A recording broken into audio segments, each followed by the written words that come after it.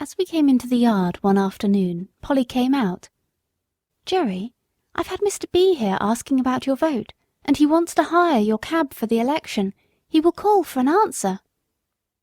"Well, Polly, you may say that my cab will be otherwise engaged. I should not like to have it pasted over with their great bills, and as to making Jack and Captain race about to the public houses to bring up half-drunken voters, why, I think 'twould be an insult to the horses. No, I shan't do it."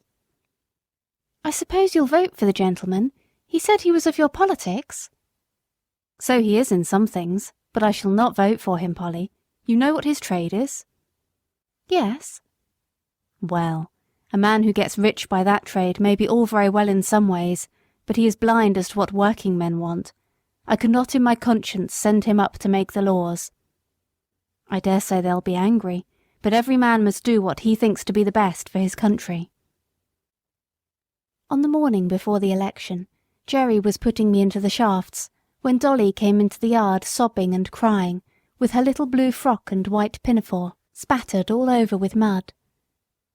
"Why, Dolly, what is the matter?"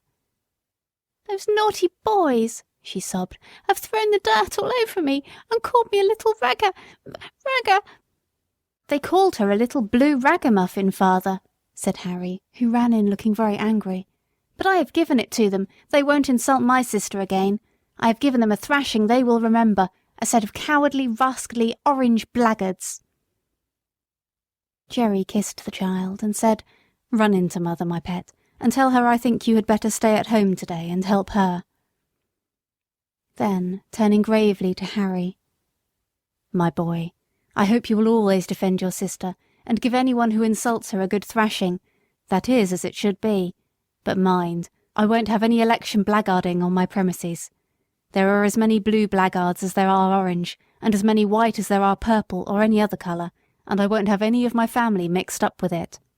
Even women and children are ready to quarrel for the sake of a colour, and not 1 in 10 of them knows what it is about." "Why, father, I thought blue was for liberty."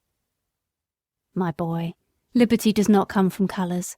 They only show party, and all the liberty you can get out of them is liberty to get drunk at other people's expense, liberty to ride to the poll in a dirty old cab, liberty to abuse anyone that does not wear your colour, and to shout yourself hoarse at what you only half understand. That's your liberty." "Oh, father, you are laughing." "No, Harry, I am serious, and I am ashamed to see how men go on who ought to know better.